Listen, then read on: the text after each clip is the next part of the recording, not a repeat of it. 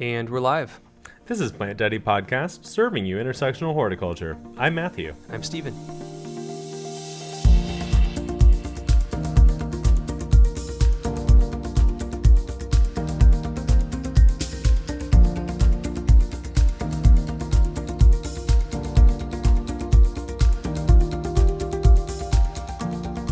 All right. Hello, everyone. We are back today. We have kind of a hot topic.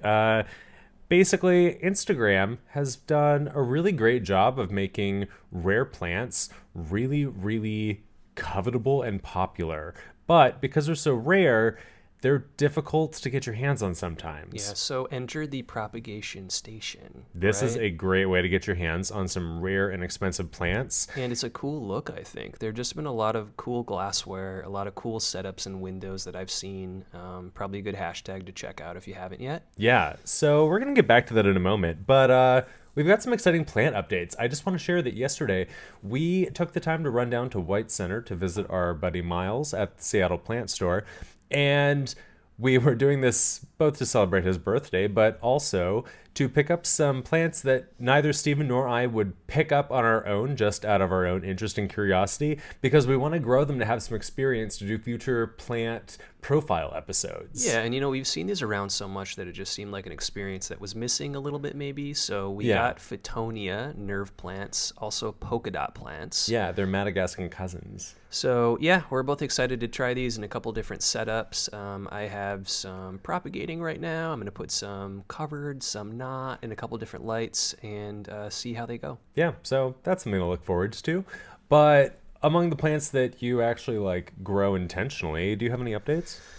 So I had a really exciting, in a plant way, night last night. I went to water these pinguiculas that I have, and I discovered that one, I've been trying to propagate them for a while. One of these flowers seemed to be, going to seed. Mm-hmm. But this has happened before, where that look has happened, like they get kind of swollen. But then I would open up the seed pod and there was nothing in there. I actually had seeds this time. Oh, yeah? So I have, it's a Cyclosecta and Emarginata hybrid that I'm pretty excited. Both of these are pretty colorful. Both of these flower fairly easily, I think, in my setup anyway. So excited to put those in some soil. Hopefully I get some cool original plants from that. Nice. Now, did you intentionally pollinate this? I did. I'm not someone who's super serious about pinguicula flowers, so I'm not always making the conditions where that will happen all the time. But when I have two flowers, I will then cross-pollinate and just see what happens. Oh, nice. Yeah. Yeah. So I'll have plenty to share with Matthew. Maybe this will be the Plant Daddy hybrid if there's any cool ones. PDP Pingicula. Yeah. And actually, this is a great tie-in because the episode that we're recording after this one is going to be about Pinguicula. Yeah. So we have a really great guest. We're super excited. We've been trying to get him on for a while. So if you have any interest in carnivorous plants that kind of look like primroses, yeah, and especially that destroy fungus gnats like nobody's business, yes, pay attention because that episode's going to be fun. Yeah, I'm excited too. How about you, Matthew? Well, gosh, I mean, I have recently kind of done that final shuffle of getting my kind of tender plants inside from the balcony. I've been reshuffling things. I have been adding so many new plants to my indoor collection that it's kind of a problem at this point. This is the first time it's been a problem. I'll let you know. We've actually reached the tipping point for me kidding. where I'm now actually concerned because I have so many plants and there's literally no more space. And I know that people joke about haha, I don't have any more space. I legit don't have any more space. And I've got 3 Hoyas coming and a whole bunch of philodendrons and a whole bunch of epiphyllum. Yeah. Okay, this is more for an after chat therapy session. Can I leave some of these plants in your windows? No. Okay. Probably, unless I like them. Okay. I mean, I'm not, the resistance is not going to be 100%. Yeah. I'll just sneak them in one day when I'm over here recording and Steven's going to be a week Oh, later, Matthew. Did I have 10 philodendrons? Yeah, that's going to blend right into my space. I'm not going to leave you the philodendrons. I'm going to leave you the epiphyllums that are really unique. Maybe, yeah. You're going to do better with those than you will the philodendrons. Yeah. You're going to care Also about true. them. Yeah. But I've been rotating things and I just got a couple of clamp on task lights that I'm going to be putting on some of my exposed shelving, because I have a few plants that don't fit in places where I have light. So I'm trying to kind of expand my available growing sites. So I'm putting like there's a philodendron micans, and there's a Boston fern variety that doesn't look like a Boston fern, but it's really beautiful. And they are now going to have their own designated grow lights just hanging out on like my dining room and living room shelves. So I'm excited about that. I've got some lighting projects when I get home from this recording, but Well, that's that kind of where sounds I'm fun. at. That Yeah, sounds fun. I'll have Nice. fun. It'll be good. You all know this, but I just want to remind all of our listeners that we can be found on Instagram, Facebook, Twitter, Pinterest, all of this at Plant Daddy Podcast, and online at plantdaddypodcast.com. You can also contact us by email at plantdaddypodcast@gmail.com, and we would love it if you could take the time to go rate and subscribe, because this makes us easy for others to find. Word of mouth is a great way to kind of get this stuff out, and we have been really excited with the growth and expansion that we've had. I actually had some listeners from Malaysia reach out. So Instagram user Plant is Us with 2 S's. We were chatting, and I'd really like to get some conversation with people from like around the world to talk about plants, because we come from this Pacific Northwest perspective, and it would be really great to chat. So, hey guys, so great to have you listening. It was Yeah. really great chatting with you, and we look forward to maybe chatting more in the future. Yeah, and we're glad that, like you were saying, this perspective can help other people in other climates sometimes, or at least, entertaining enough to listen to. Yeah, absolutely. So, anything else before we want to dive into the topic? I think, I'll say this actually. We're trying to learn how to Twitter. Please reach out to us on Twitter if there are accounts that we should follow. Like shout out, that'd be great. Find us there, suggest those. We've already had some really great people like share books about how to pronounce Latin names, which we know is one of my weaknesses. Yes, thank you, Horta Dan. Yeah, we've just been really happy with kind of the communication that we've had from some really great people and accounts. Yeah, so hopefully connecting with more people there soon. Yeah. So, like Stephen mentioned, propagation stations are super popular. This is everything from like leafy tropicals to succulents. Stephen, do you have any idea why you think this has been such an important focus for plant growers? So I think like you were saying earlier, there's more and more kind of rare species that are hard to order, right? I do think there's an aspect as well that's like, sending plants in the post or in the mail is difficult on the plant, right? As we're Yeah. getting into winter, I think too, there's more and more sensitivity around that for the plant itself that you would send. It's easier to get a plant locally. I think too, there's just a joy in sharing a plant that you have with someone else. Yeah, but one of the problems is that you can't always get everything that you want locally. So some of my most treasured plants are treasured specifically because they weren't ones that I could buy at any local source. Nobody that I knew was growing them, so I couldn't get propagates from somebody in town. So I was talking a lot about that Platycerium ridleyi that I ordered from Thailand and how disappointing that was. But I also ordered a Neophonetia falcata, which is also called the samurai orchid from Thailand. Didn't have any of the paperwork associated with import, and yet it arrived to me very quickly with no hassle. So like getting rare plants that you can't just buy at a local plant shop has a lot of ins and outs. And especially with some of the ones that are very popular right now that can't be grown from seed, or that are very slow growing because either they're variegated or they have just a slow growth structure to themselves, this can be one of the best ways to get your hands on rare covetable plants that are not really on the mass market yet. And sure, like you could order a huge, beautiful variegated Monstera from Thailand, but who knows what it's going to look like when you get it. And the shipping and the price of the plant alone are cost prohibitive. So if you know somebody who's growing it, willing to share pieces of the stem, like that's a great way to get a new plant. And I think, the act of propagating itself is fun and satisfying in its own way. Yeah, because it's Right. kind of like a little science experiment. And that's kind of the aesthetic to a lot of people who have like these beautiful racks that they have like little glass vials and leaves or stems tucked into root. So we really wanted to talk about this because propagation, like I mentioned a few episodes ago, it's not been something that I've focused heavily on. because I'm an instant gratification person. I will typically just buy a plant that I want how it is. Yeah. But as I get more interested in some of the ones that are not available, it is really important to start learning some of these techniques and practices. Yeah, so I think it's important to say we are science-inclined hobbyists. We are not trained botanists or even, trained in horticulture formally. So, we're come at this from that perspective. But we wanted to cover, okay, what works and why a little bit, to be very broad. Would you agree? Yeah, What because we're doing here? yeah, one of the things about propagation, like the basic premise is you're taking an existing plant, taking tissue from it to create a new plant. And all of the plants that you can propagate are not going to be equivalent. Like, it's not the same method that'll work for all plants. There's a lot of kind of nuance and technique. Something that Stephen and I were discussing when we were preparing for this episode was just how we were going to approach this topic in general, because Stephen will typically research an individual plant, like how do I propagate species X. Whereas I will typically look at it more like, how is this plant growing? What is the botanical structure? What propagation methods are going to work for it?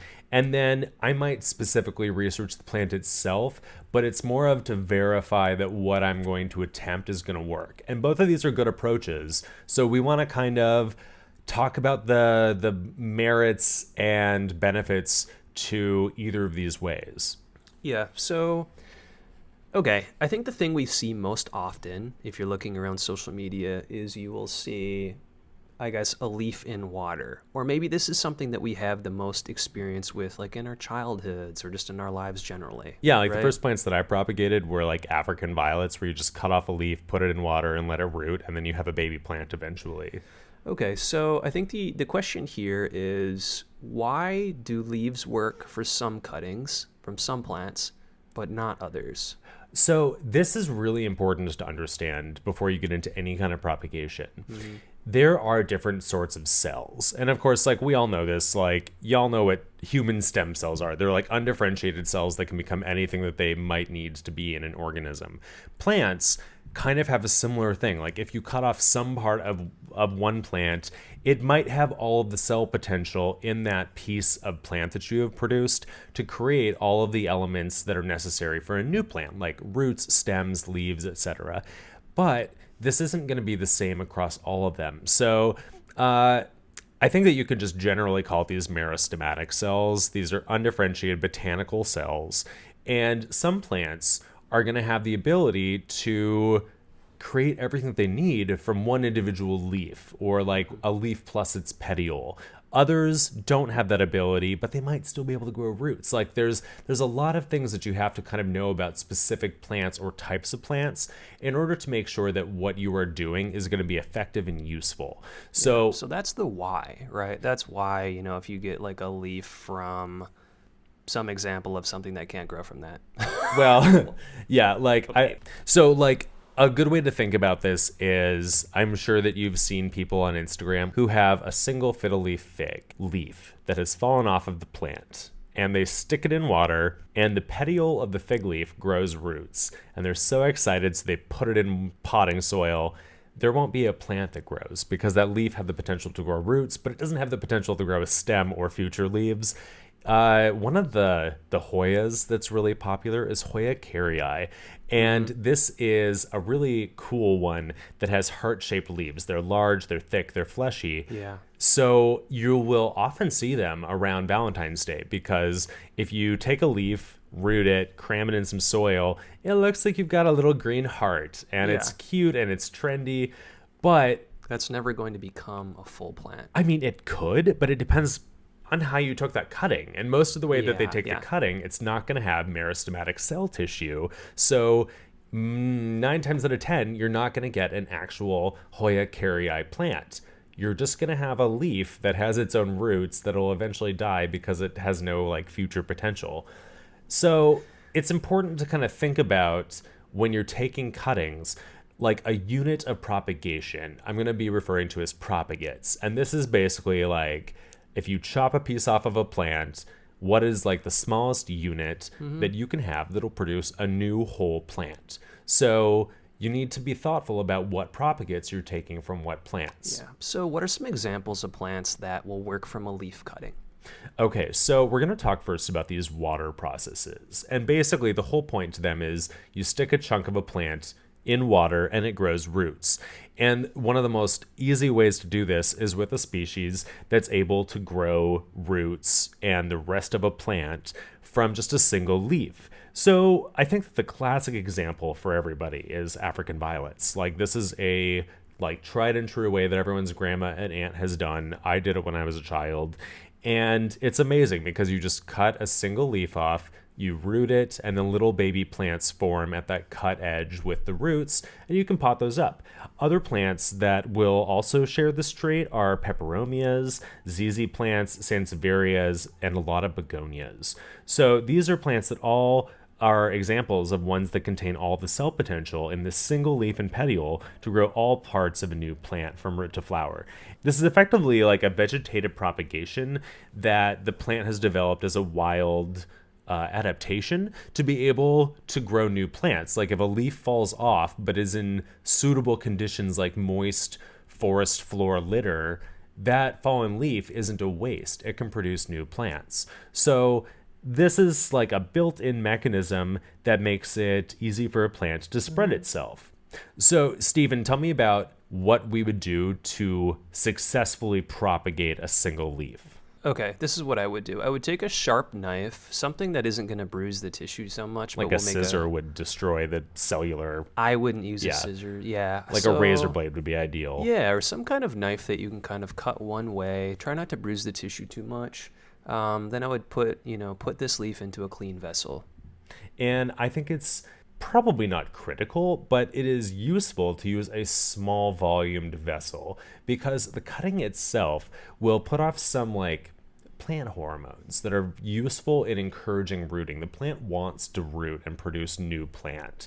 So if you use one little African violet in a pint of water, you're going to have a really dilute concentration of the hormones. But if you use a tiny little bud vase or a shot glass even, of course you have to make sure that you're topping the water off so it doesn't evaporate too quickly, but it's going to concentrate what the plant is doing to try to help itself grow roots. So this is something that I have found useful, but basically it's just a waiting game at that point. All right, so we have those waiting, right? We have a couple, plants that we mentioned that work that way. What about plants that, you hear, especially with aroids, talking about nodes? Well, so nodes are a little bit different because if I compare the biology of these begonias, peperomias, sansevieria, an individual leaf has those parts that it's going to need. But if you just cut a single leaf off of a philodendron and put it in water, it doesn't have that ability. So let's back up, and I'm going to talk a little bit about the actual botanical structure of plants. So we all know what stems are, but the word stem gets used outside of its proper scientific context. The portion that holds a philodendron leaf to the vine is not actually a stem. That's part of the leaf itself. It's called a petiole. So the whole leaf contains the leaf blade, which is the flat part, the petiole, which attaches to the stem. And now a stem itself is a really varied structure. So this could be the trunk or branches of a tree. This can be the vine of a draping aroid. This can be the rhizome creeping along the surface of an orchid or irises. Mm-hmm. But the whole point is that this is a stem that has the potential for root formation, and it has nodes along it. And each of these will have a little portion that can produce new offsets and new plants. This way, if you happen to sever the stem, the rhizome, and you cut off the actively growing points, it can continue to grow and it can activate dormant portions of the plant. So what you're doing with a node cutting for these plants that don't have the ability to propagate from single leaves is you're just awakening the potential along the stem. So this is very useful if you're doing something that's Hoyas are like this, where they have nodes, philodendrons, and a lot of the aroids have this. It's the same whether it's like upright philodendron or a creeping vining plant. The node is the portion between two leaves, and where the leaf attaches, where that petiole attaches to the stem, is where that inactive, dormant growth point is waiting. Yeah, so for someone, who isn't necessarily as into philodendrons or aroids or something, so Fair enough. yeah, I mean, I think I know what a node looks like, but just to be super clear, how Yeah. would you identify this? Is this very species specific? You should always kind of look, or is it going to be like that classic, like little knob or nub or whatever? I feel like these are going to look a little bit different from plant to plant, but the general, like the way that I approach this is that any plant that puts effort into its stem with leaves that come out of it, where the leaf attaches, that's a node. So it doesn't really matter what the appearance of the plant is. Like rose bushes have this, where the leaf attaches, tucked in between the stem and the petiole is a growth point. It's the same with philodendrons, like I mentioned. It's the same with Ficus lorotica, all the other ficus. So the entire point is that the node cutting needs to take a portion of stem. So this Hoya kerrii that we were talking about, if you just sever the leaf cleanly off, you don't have any of that meristematic cell tissue in a node. But if you wanted to produce a new plant, what you could do, instead of severing the leaf, you cut the stem so that you have kind of like a little mallet shape where there's a leaf coming out, the petiole attaches to the stem portion, the vine, and you have enough space on either side of where the leaf attaches that it can grow some roots, and you still have that dormant node tucked in at the base of the leaf that can grow a new vine and new tissue. So the process is the same. Like Right. you Stick that into some water. yeah, like basically you take your propagate, which is the unit that you're trying to produce a new plant with, and just like we started to mention with the leaf cuttings, with all these, you put them in a small vessel of water and you just wait for roots to show up. And so this can take variable amounts of time depending on the plant. Yeah, Some I think here's an if you're wondering about timing, that's something where you should look it up for your specific species.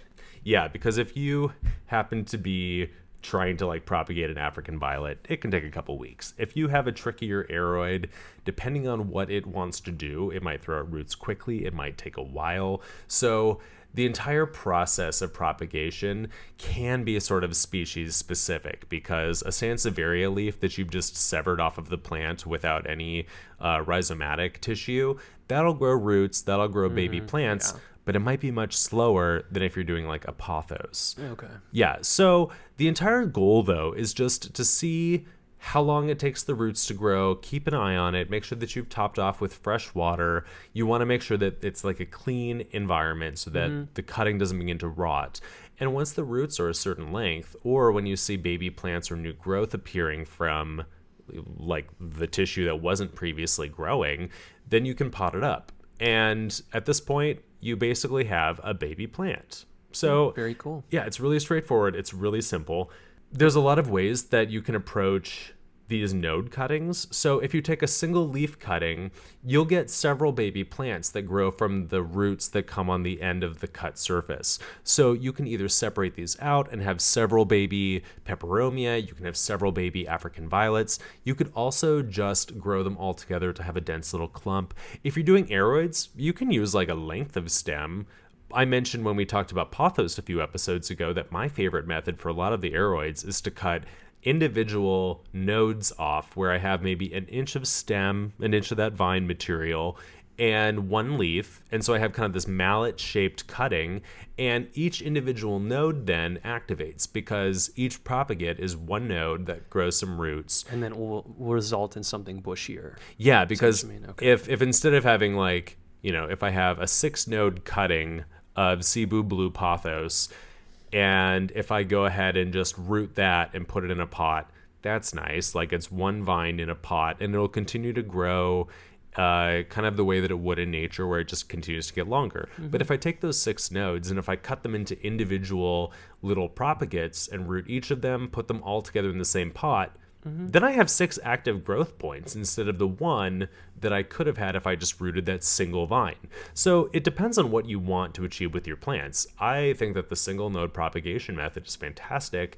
because you make the most with your available plant resources. You take every bit of potential that piece of tissue that you severed from a mature plant, and you make sure that they all end up becoming like their own new plants. And so potted in the same container, you get a lush, full, leafy thing from, a 3-foot vine cutting can be something much more spectacular if you just kind of approach it correctly. So we can also do this with woody stems as well, right? Yeah. To kind of move up the scale. Like, okay, we're a leaf, we then had nodes, and now we're fully woody. Yeah, and like this is so now that Steve and I are fully woody right now, what you do is the same as with a node cutting. Like the whole process is the same. This is where I would actually recommend specifically researching what you're doing, because there are lots of tropical foliage plants that grow more of that like woody shrub tissue. Yeah, and this can be things from like gardenias to ficus.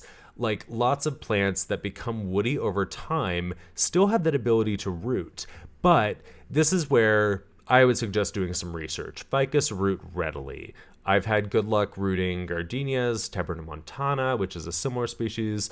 But like all of these are ones that you can put in water. They'll grow roots. They have all of that cell potential because the length of the woody cutting that you're taking should have nodes and the ability to grow those roots. You can do this with rose bushes too. Like if you get like some tissue to root, it kind of doesn't matter if it's like nodes of a philodendron versus like a branch of a ficus. There are some challenges with this though. So I'm trying to think of my experience with this, and I don't think I have a ton of experience with like fully woody cuts, right? Like this sounds like a ficus grower's kind of experience a little bit. I guess I have this with Dracaena. Yeah. But yeah, would you say most of your experience with this has been really with like outdoor larger plants generally? I mean, not necessarily outdoor, but like I would say that the majority of people who are doing woody cuttings are probably doing this more on a large scale, like larger scale plants, and it's more like outdoor, it's more conservatory. So for the home indoor gardener, we're not going to get into this too much because this is pretty like focused on its own. If you're taking cuttings of your rose bush or your hydrangea or your azaleas outdoors, this is different from the kind of indoor stuff that you're going to be able to achieve. It's still doable. It's still like easy. There's a lot of kind of thought put into how you time the cuttings, because some plants want fresh young growth that's still tender. Some of it want it to be like mature but fresh, so it's like semi-woody. Some of them are fine if you use like older growth that is fully woody. But the plants that you're going to do like these woody cuttings indoors, like I said, it's like ficus. That's a really great genus to do this with. You can do it easily with Dracaena, or if you're growing like yucca cane inside. These are all plants that have more of that woody structure, but just like with the nodes that I was talking about with the aroids, you have all of that potential in the plant because it's the stem. If you take a Dracaena that's gotten like tall and lanky, just cut off the portion that you want to propagate. You can tuck this into water to get it to root. The plant that you cut it off of will activate dormant growth points that were not currently growing since it had growth up above. But when you sever that top growing portion, it'll awaken tissue below, so you'll get like a thicker, fuller plant. And the parts that you cut off, if you haven't composted them, you can grow those into new plants. So you can even put them back into the same pot of soil as the adult plant to continue getting it bushy and full. So the ones that are the easiest to do indoors, ficus, Dracaena, those are my go-tos if I'm going to do this method. Yeah, but this is woody cuttings specifically. If you want to like branch out and do something that's not just your typical common indoor plants, and if you want to approach this with like garden plants outdoors, look into the individual species that you're looking at, because there are going to be some specific times of year, some specific sorts of cuttings, and also because like a cutting of any kind, we're going to talk more about this later, but it's sort of this game. It's a race against time where you sever a piece of plant from the rootstock. and you're trying to get it to become self-sustaining with its own root system before it rots and before it like drains its resources and like decomposes. Yeah. So if you happen to take a cutting of something that has large leaves, like this might be something that you would do with a Schlifflaria, with an umbrella plant indoors. We're keeping that. Yeah, thank you. Right after somebody helpfully pointed out a resource to help me with these Yeah, names. it hasn't arrived yet. Schellenbergera, which is what I was trying to say the first, and that's Christmas cactus. But I'm talking about the umbrella Okay. plants.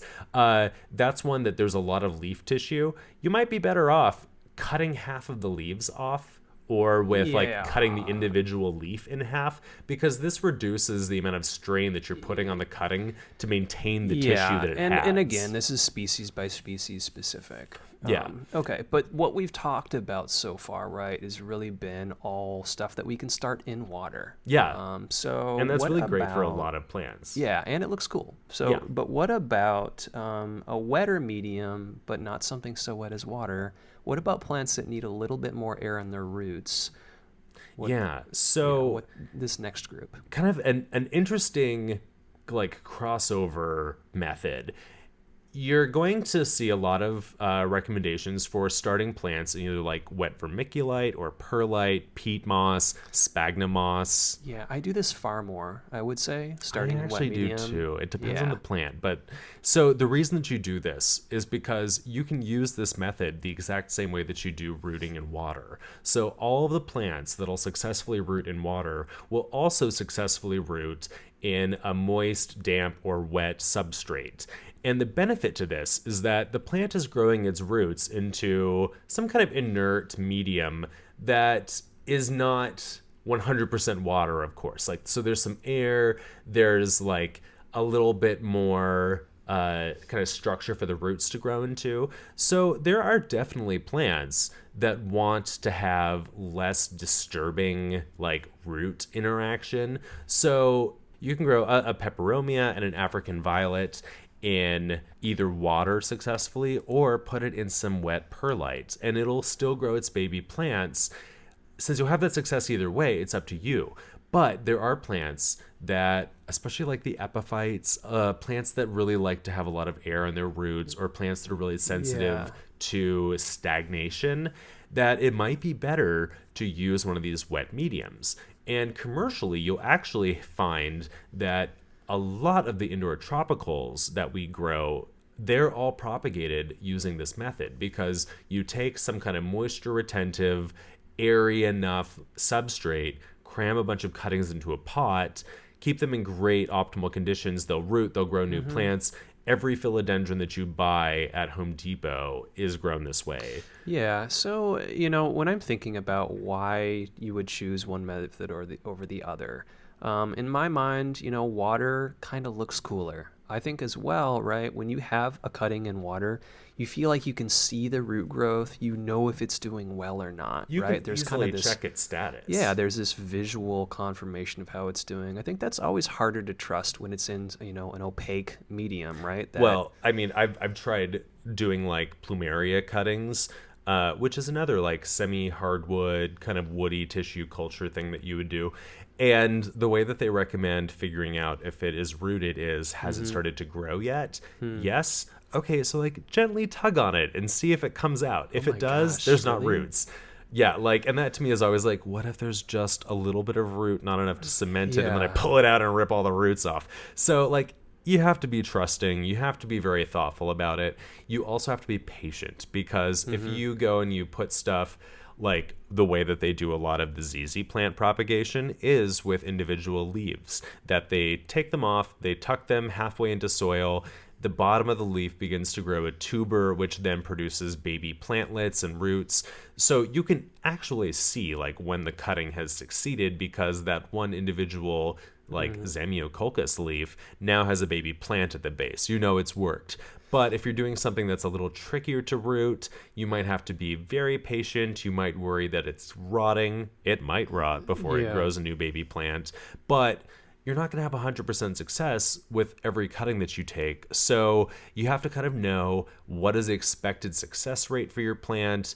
How long do I need to wait before I just chuck it in the bin? Like, it's very much like an art and a science. Yeah, and I think too, when you have this moist medium versus water, and as I'm saying this, I honestly don't know how scientific this actually is, but based on my experience, right, and kind of hearsay over years, there's this idea for me, and I think for other people, where, when you have water roots, you then subject the plant to a more sort of rough transition when you plant it in medium after. And I'm curious to hear what you think about this, Matthew. But I always think if I can start something in a medium that's physical, then when I put something in a pot, it's not just like water roots, or kind of like when you have aerial roots versus, sort of normal roots. Like when you're stuffing it in that medium, is it going to be as jarring? I always think, oh no, it's not, because it's not coming from pure water. Yeah. What's your stance on that? Well, this is also very like plant species specific, and it's also a reason that you have to be thoughtful about the timing.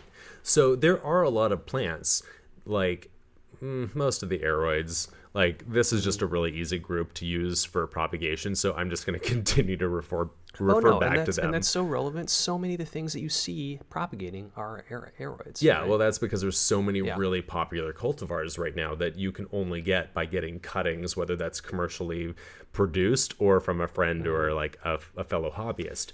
So what I do is first I know what is the plant. Is it going to be fine growing a lot of roots in water and then having that transition to soil?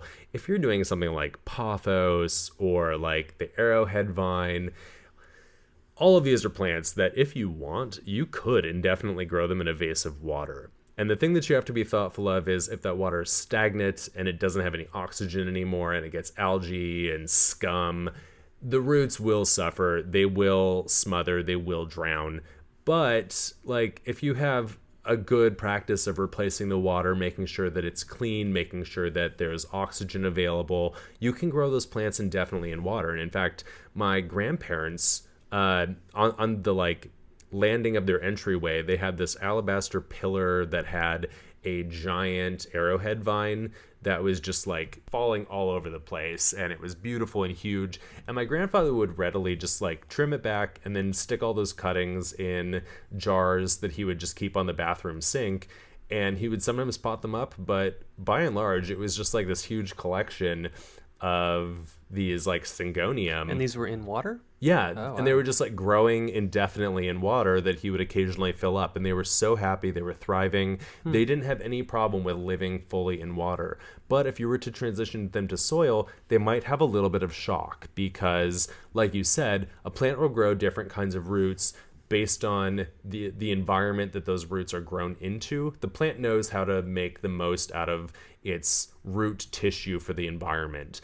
So the timing is critical on this, because if you let your African violet grow like 8-inch long roots, they're going to have a difficult time making that transition into the drier, airier substrate of an appropriate African violet mix.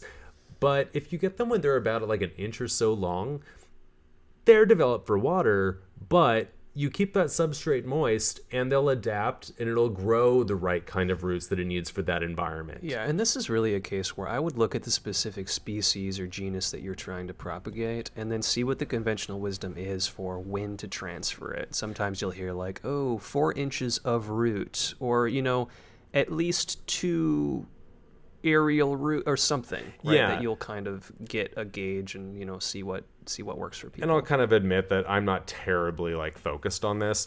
If I've been doing cuttings of, like, one thing that I'm doing propagation of right now are a lot of cane begonias, like the ones that grow tall stems and kind of the angel wing shapes. And what I have found is that I take cuttings, it's usually like 3 or 4 nodes, I remove the lower leaves, and then I just wait until they have roots that are a few inches long, maybe like a couple at the minimum.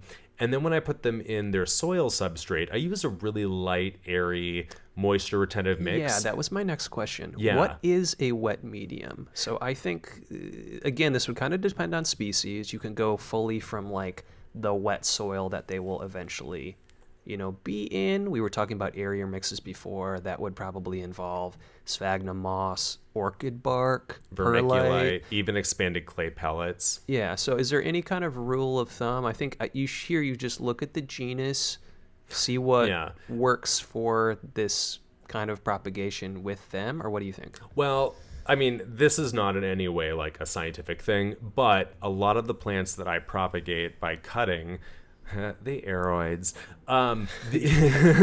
Yeah, I'm a You're roider fully and coming Steven's a out, sucker. coming out as an aroid person, Yeah. non-secret. But a lot of these are semi-epiphytic. And so the roots that they grow in the wild, they really want to have light, airy, humusy soil. So when I transfer them from their water to the substrate, I'm going to pick a substrate that's going to work for the plant for its long-term growth. But because they really like that light, airy, kind of like fluffy, moisture retentive mix that's like potting soil and sphagnum moss, peat moss, perlite bark to get like that good like jungly mix that is really useful for these plants. I keep it wet at first. Like I'll actually sit it in water because the roots are used to having more water. As I see the plant begin to actually like produce new growth, that signals to me that the roots are establishing enough that the plant is like, okay, I've got a good foundation. I can now put my energy into the above the soil shit. And so when it's doing that, then I start backing off the water because these plants will suffer if you keep them that way long term. They don't want their roots to be constantly stagnatedly wet. So even though they rooted in pure water, once I see that the plant is growing in its damp medium, I then like gradually get up to the point where I let the plant dry a bit. I let the plant, just approach dryness between waterings like the mature adult plant wants. And what this does is it encourages the new roots that it's growing and forming after I potted it up to be ones that are acclimated and appropriate for the long-term health and success of the plant. Yeah, so I think that's a good walkthrough. I'll just say that sounds to me, as like a non-aroid person, as a very touchy kind of aroid story, right? So a lot of those lessons work for other plants, but I just don't want that to scare people to think like, oh my gosh, wet medium is so touchy and there's so many stages and steps to look for, like Matthew just said. I would say with a lot of plants too, if you start in this wet medium, you'll see growth. You'll see the plant being happy before you're making several adjustments that you might want to do with a more delicate aroid. Yeah, because I definitely don't want to make it sound like this is actually tricky and finicky. Regardless of what you're propagating, I have just found across the board that the most success is when I first transition from water roots from the water vessel that they were rooting into a medium, or if it's a plant that I started in a wet medium and got those roots developing, I keep it on the wet side, wetter than the plant wants long term, just to encourage those roots. Now, the reason that you back off on the watering is because, like I said, for the long-term health of the plant, very few plants want that really high level of moisture. So you just keep them wet enough to start growing roots. Then when you back off, you gradually let them dry more, and this helps the plant to develop that really strong root system. With a lot of orchids, you can do divisions of the rhizome and start them growing. And what you would do with this is you just put it on top of your wet substrate. So whether that is, expanded clay pellet, if you're going to go that route, or damp sphagnum moss. A lot of aroids are this way too, where the rhizome itself might rot if you tuck it down into something really, really wet. You're basically just going to try to create a humid environment to encourage it to grow roots. Now, if the plant has all the available water that it needs when it grows like 1 inch of root, you're not encouraging the plant to grow a healthy root system. So backing off on that moisture level kind of incrementally and like kind of at the level that the plant can sustain and tolerate, you're encouraging it to grow more roots because it has to look for that water and it has to look for those resources. And that's actually kind of a good tie-in to our next topic, I think. So looking for water, looking for resources. I think our next question is, where does this leave succulents, right? So you'll look around Instagram as well. Succulent propagation station looks very different than one for aroids. You'll see little leaves like artfully designed in patterns sitting on top of dirt. It's really cute and twee. Yeah.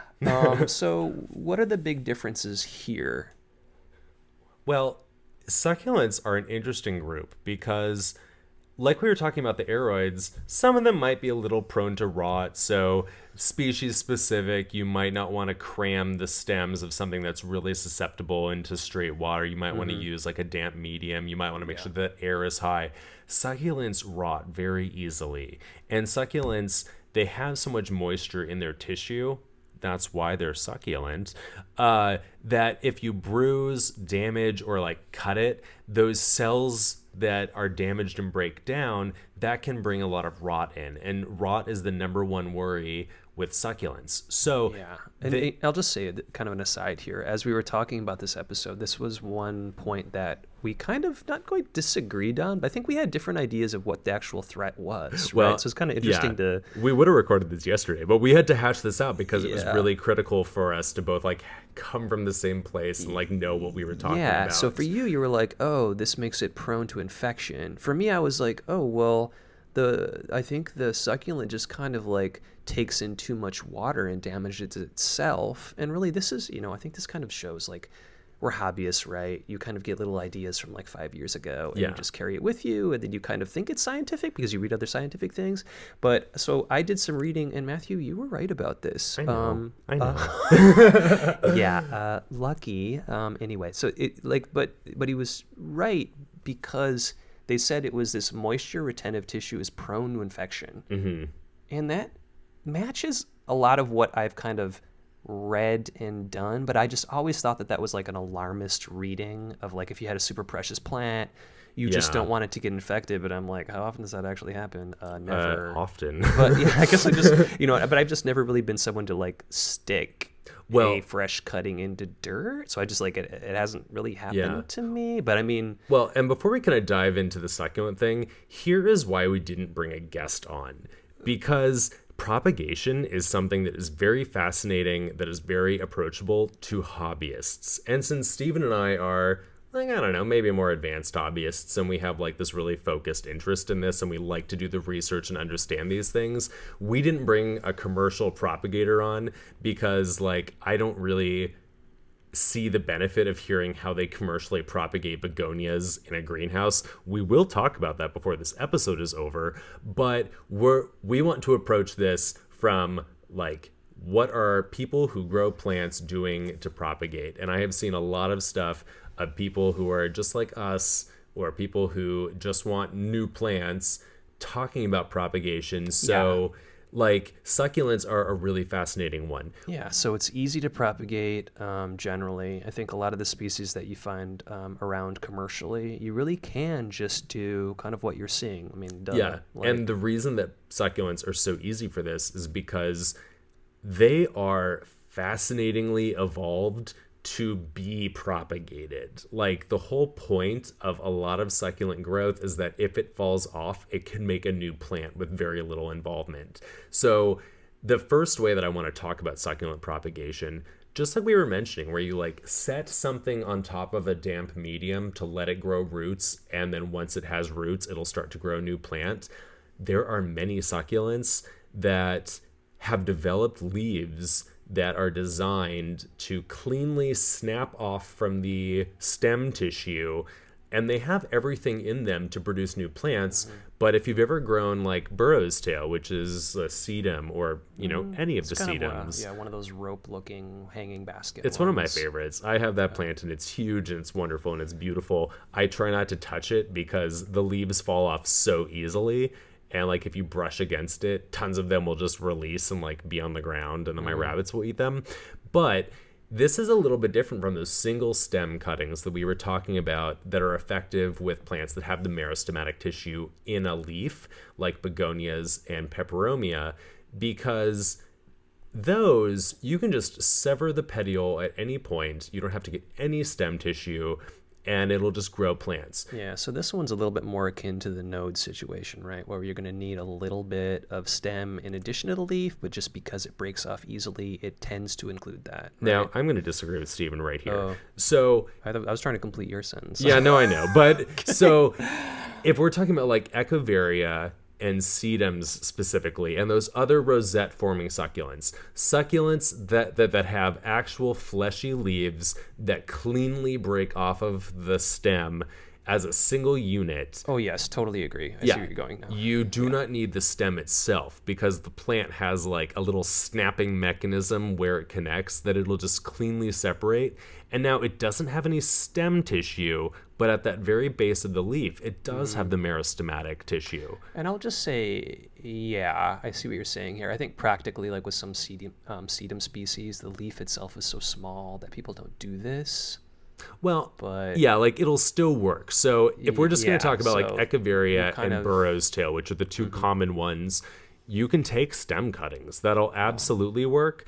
But the best way to do this, just for like the propagation efficiency, you cleanly snap off leaves. Unlike the begonias and African violets, you can't cut the leaf off and like leave tissue behind. You need to cleanly break it off. It like the tissue needs to not snap off.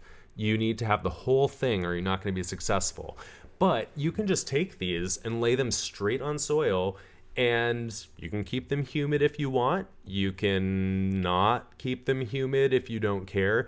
And what they will do very reliably is they will begin to grow roots out of the very base of that leaf where it's severed from the stem, and it'll grow a baby plant or two right at that point where the leaf had attached. So this is a really great way to very inexpensively grow sedums. Yeah, so I think a difference here, when you hear people talking about propagating succulents, a lot of people will say, allow it to callus over.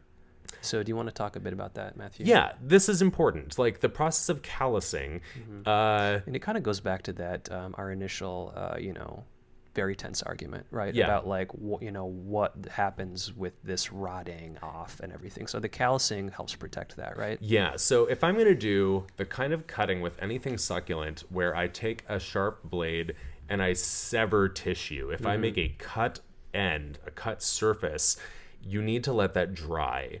And this serves a couple of points. I'll get to those in just a sec. If you're just using single leaves, you don't need to worry about this because you haven't actually severed tissue. You haven't broken cells. What you've done is you've just engaged the disconnection mechanism that the plant has in the leaf. It's designed to break off freely so that a new plant can grow. You don't need to let individual leaves callus because they're designed to not rot. But here's kind of what Stephen and I were talking about yesterday. Stephen's approach would be collect your sedum or echeveria leaves, set them aside, let them get like dry and good, and then pot them up. I said that what I would do if I like accidentally break off a bunch of leaves on my sedum when I'm watering or rearranging plants near it, I don't worry about letting them dry up at all. I just put them back in the pot. Like I just toss them on top of the soil. Even if it's freshly watered, even if I haven't watered yet, then I'll dump more water in on top. They will root. They will do fine. This is if I am in the mood to do this in the moment. If I have succulent leaves that break off that I know are going to be like good tissue to propagate, I might also just leave them in a little pile on my desk or in a little dish somewhere because they're going to be fine. They are succulents. They are really resilient to withering and wilt. Yeah. And They're going to stay healthy and safe. Yeah, I think it was an On the Ledge episode that someone shared something that I think was, it's kind of helpful to think about. Like in the wild, often, one of these, like a stem will break off, maybe a leaf will, and that leaf is not going to be planted by anybody. It'll just fall on whatever fall somewhere. surface. Yeah, it'll fall somewhere. It'll kind of dry out in these arid conditions where it probably is. And that calcing over is a natural process that it expects, right? Yeah. So I don't think, I think a common pitfall you'll see is someone taking a succulent cutting, maybe by a stem, right? Putting it in a cup of water instantly, a la the tropicals that they maybe are used to growing, growing up or something. You don't really need to do that. And that really, there are examples where people will leave a cutting out for weeks, right? Longer than you think, and I wouldn't advise that for all species, right? But I think you can allow calcing over longer than you might think. Yeah, and so if I have a little dish of sedum leaves that could have been planted as soon as they were severed or snapped off of the plant, they're not going to rot because 24 hours later you're not these are lost, not at all. Yeah, but if 3 weeks later I find that dish and I'm like, oh crap, I haven't planted these, then it's iffy. Yeah. Well, you know what I'll find most of the time? Some of the weaker leaves might have dried up and yellowed and died or whatever. But the majority of them are actually, without any substrate, Yeah. they might already have roots. They might already have baby plants. So these are extremely hardy. If you're worried about, I have to get my sedum leaves into some soil, don't sweat it. These are not going to damage. They're going to start growing regardless of where they are because they are opportunistic. If a leaf falls onto like a patch of dirt and it starts to grow, it can grow those roots into the dirt. If they fall onto a cement sidewalk, they'll still try to grow because those roots are going to like look for opportunity. They're going to try to do what they can. It's literally designed to try to propagate itself that way. But if I perhaps have my sedum organianum or whatever the burrow's tail is, if I'm going to take a stem cutting of that, like let's say it gets way too long for the hanging basket I have it in, first what I would do is I would cut off the portion of stem that I want, and then I would clear off the lower leaves so that I have like at least a couple of inches of bare stem so that I can root that. But I'll just leave it sitting in an open, like not damp environment, fairly warm so that it doesn't start to like succumb to rot or anything. And I'll let it callus because like Stephen mentioned, you can throw that directly in a vase of water to root, but it's not always going to be a great outcome. And the reason is because you've just cut cells, you've broken tissue. Now it's susceptible to infection. Also, on the other side, if I put a fresh, clean cutting into water from a succulent like a burrow's tail, it's now going to be able to draw moisture up into those capillaries that I have just made accessible. It doesn't have the necessary like inclination to grow roots because roots are how the plant gets water. But if the cutting is just in water, it's gonna perhaps be slower to grow those roots, even if it doesn't rot and begin to like decay. And just shouldn't do that. You just shouldn't. I mean, there are definitely some succulents that you can do this. You can cut off stems of Pilea peperomoides, root them in water without letting it callus. They'll be fine. Like these are plants that come from like wetter areas, but the problem comes in when you have something that's really adapted to an actual arid environment. Some of the best plants that are succulent for growing in water in this way are like the Pilea, any of the jungle cactuses that come from wet environments. But like we mentioned, these are plants that like that air on their roots. So a better method would be that moist substrate. However, you do want to let them callus first. So Stephen, tell me, if I have, let's say like a euphorbia or a cactus, like a true succulent that I don't have a leaf that I can pull off to propagate, if I'm going to make copies of this plant, what is the process?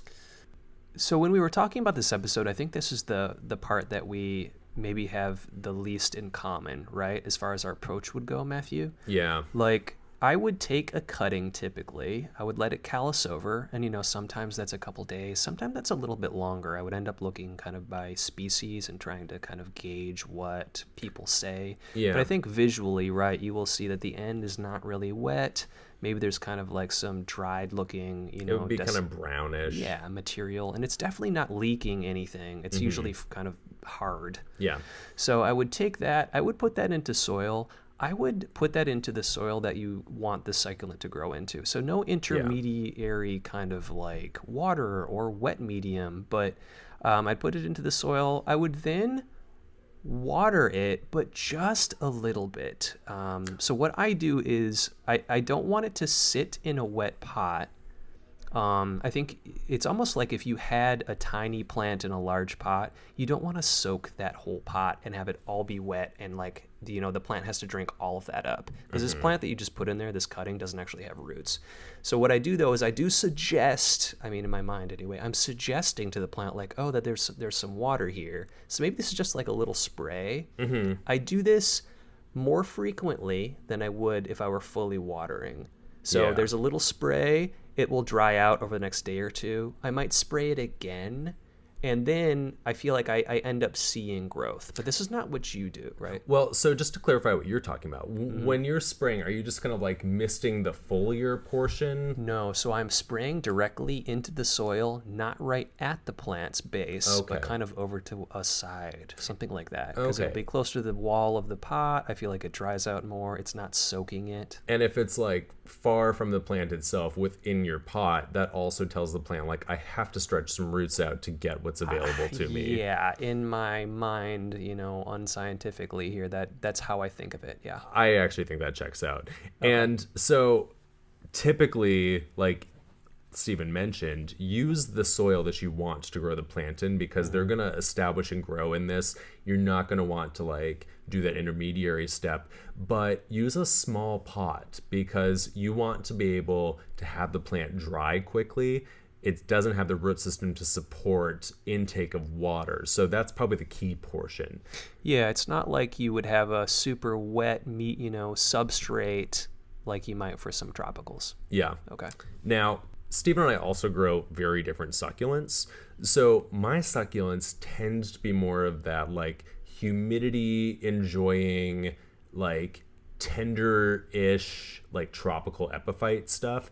You can grow these in that method. You can just cut portions off, let them callus, stick them in a substrate, and then wait for them to root. That's my preferred method. If you do them in water, you would just put them directly into this new substrate after that callusing. But the callusing, to me, you vary how long you've done it based on how like arid the plant grows. So a plant from like a really moist environment, even if it's a succulent, it's not going to have the reserves to sustain really dry periods. So I might water those a little bit more, but if it's a plant that I know is like one that like only gets water when it dews in the morning or something for half the year, or like if a goat pees near it on accident, like these are plants that I would let callus like maybe a month, and it's not going to harm the plant because these are plants that don't mind if they have no water. So once they dry that callus up,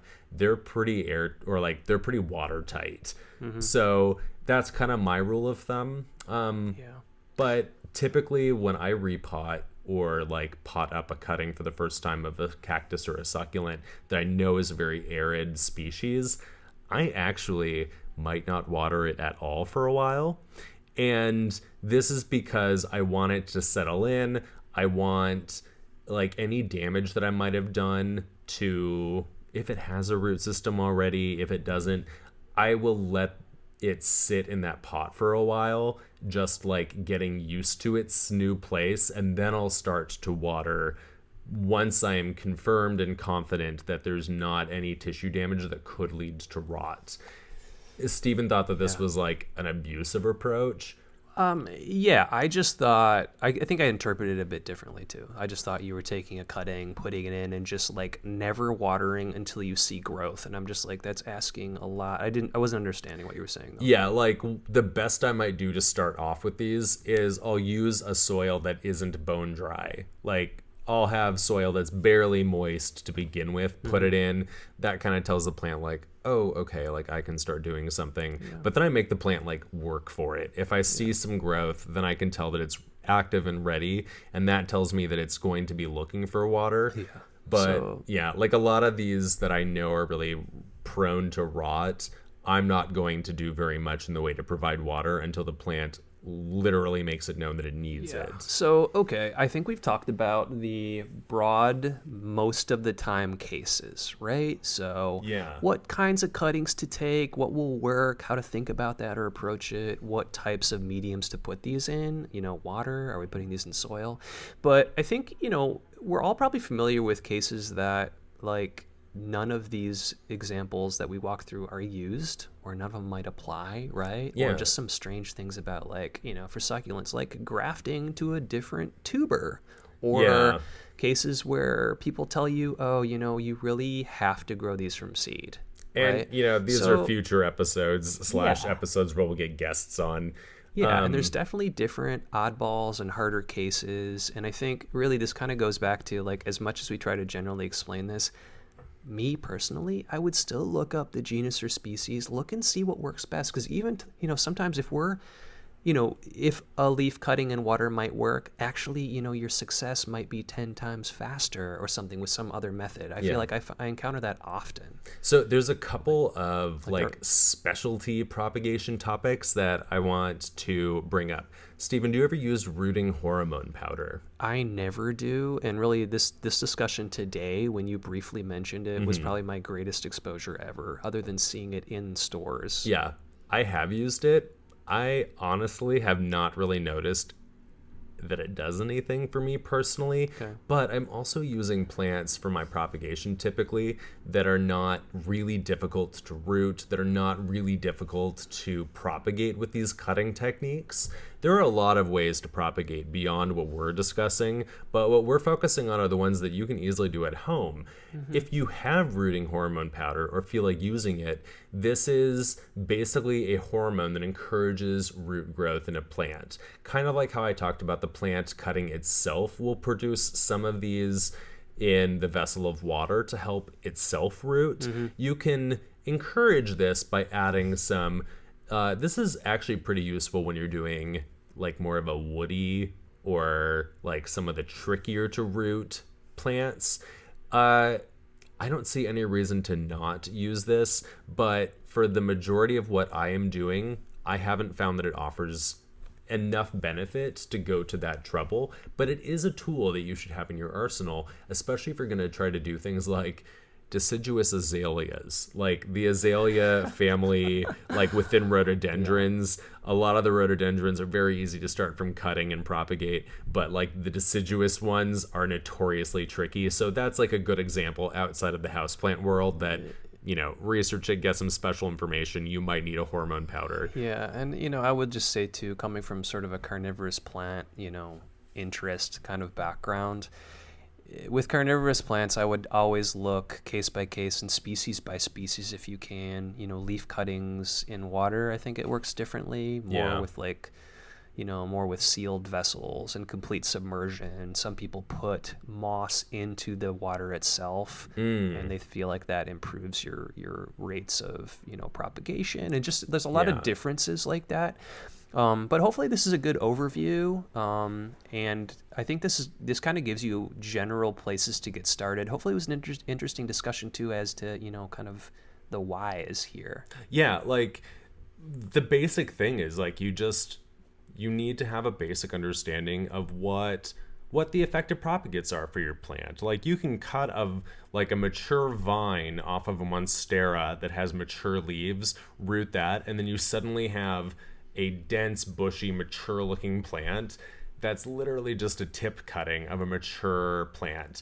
You can do the same thing with like a lot of other species so that you have a tidier growth habit. There are lots of plants that if you just let them grow happily indefinitely, they will become leggy and lanky, and the lower portions will shed their leaves, and you won't have the visual appeal that you had in the same plant when it was young and dense and like compact. So this is a great technique to revive plants that you have been growing for a while that need some refreshing. So like hibiscus or one, Fittonia or another, where if the plant starts to look kind of shady and awful and you don't want to like hack it back to have it regrow, you can hack it back to regrow and root the parts that you cut off of it, plant them up, and then you'll kind of start over. So it's a good way to rejuvenate plants that you love without replacing them outright, and you'll often end up with more plants in the end. I use this technique on things like fuchsias that I'm growing outdoors, where at the end of the season, they're huge, they're big, and I might actually like cut them up so that I can, propagate, share plants. Is a great way to share. I want to talk about a special technique that you can do with begonias, where because they are a type that have the meristematic tissue throughout the whole leaf and petiole, if you're commercially doing these or like a really invested individual hobbyist, you can actually cut the leaf into little wedge shapes, and as long as a wedge of this leaf contains some of that vein, like the ribbed vein portion, that will produce baby plants. So it's great to do like a single leaf cutting in water of a Rex begonia to get baby plantlets. But if you, for whatever reason, want as many plants as possible out of a single leaf of a rare special begonia that you're growing, you can actually like cut it up into lots of little pieces, lay them on top of some damp perlite, vermiculite, peat moss, and you'll get many, many, many baby plants. It's really amazing how plants have evolved in order for their like severed tissue to not go to waste. I think it's fascinating that we're able to kind of harness that in a home environment. Yeah. And just in time for the holidays, right? Yeah. Make gifts for family and friends. Yeah. So, Stephen, are there any plants of yours or mine that you feel like, wow, we should propagate this stuff? I have thought that about your Hoyas. I have asked you, and you have complied. I love yeah, my but Hoyas. you- They're so easy to propagate. Hoyas are fantastic, like a lot of the other kind of epiphytic vines, because they will readily throw out aerial roots. And plants that willingly produce roots in open air, those are prime candidates for propagation. Yeah. Yeah. I think that the plant of yours that I would like to propagate the most are some of your really cool, like dry desert looking succulents, because they're so Ooh. slow to grow, but they're so resilient to desiccation that they're really easy to propagate that way. And This is interesting to learn about you, Matthew. I thought those were the least interesting things to you. well, I'm currently looking at, I think it is, you have both a Stopalia that I think I also have, but you have that Hoernia, and these are fantastic plants. They're in the Aponaceae family, which is where like milkweeds and Hoyas are, but they are really great succulents that are very easy to root from cuttings, and that's kind of a plant that I'm getting more interested in. Yeah, these those days. those very cuttings that he's looking at, or that plant, it started from 3 cuttings that I think stayed in a friend's car for like a month. See, they're And he's like, resilient. oh yeah, I forgot about them. They've been baking on my dashboard all yeah, summer. they all took. So Yeah. yeah. So yeah, do we have anything else to say? I think we gave people enough to chew on. Hopefully some bits that are interesting that you want to look into more. Again, I would still look at the species, Yeah. but you might know how to approach something if you see it in a store. Yeah, but so propagation, it's so much fun. It is really trending as we kind of are entering this era where there are tons of very covetable, very expensive plants. Something that we haven't touched on that's a good closing note is that basically when you take a cutting, you're making a clone. And so this is the only reliable way to reproduce many plants that don't come true to seed or that don't produce their own. Yeah, so I think of this as kind of a good and bad aspect, right? So you're not getting something that's genetically unique, which maybe means it will be, susceptible to the same things that these other plants are. Yeah. But the good thing is that you're not getting something genetically unique, right? So you're going to get the exact same plant with maybe the exact same sort of variegation that you're looking for, or the Yeah. same other attributes, right? Yeah, like a stable, variegated mutation in a plant is only going to carry through on cuttings. So if you grow a specific cultivar of pothos or monstera, they are the same genetic individual. Everyone who grows Thai constellation is literally growing the exact same plant, just dozens of clones, or hundreds of thousands of clones maybe by this point. I like to think about how my Pilea, the one that I got in the Netherlands, Here we go again. it's my favorite story. Oh, God. But like we all have the same plant. Like everyone who I have given a cutting to, we all have that same plant. And I love imagining all the generations of this genetic individual, how many families it's seen, how many parties it's been at. Like, How many rabbits have eaten it? How many times it's been dropped? I know for mine, that's like 4 and a lot. Yeah, but if you have a plant that's like really unique and special, this is the #1 way to get more of them. I just think that's fascinating. Yeah. So yeah, any last thoughts on our very simple hobbyist level discussion around propagation? Yeah, I think you said it again. This is kind of an overview. Maybe it's one step deeper than you would have done on your own or have you done before. And hopefully we've, maybe opened your eyes a little bit and do more research. I think that the number one thing that I want you to take away from this episode is just knowing what is the unit of a plant that I can cut off that'll give me what I want. Yeah, because that's super helpful. there's nothing sadder than when I'm on Instagram and I see somebody who's like so excited because they got roots to grow out of some piece of a plant that will never produce more plant, and they're like really excited, and I always have to stop myself from being like, that's never gonna grow. But like, oh, they're so happy, and I just wish that they Yeah. had something that was going to be viable and work long term. I've had that problem myself. I've definitely done this, but I guess the moral is, when in doubt, try it. The worst thing that'll happen is you might put it in the rubbish bin. Yeah.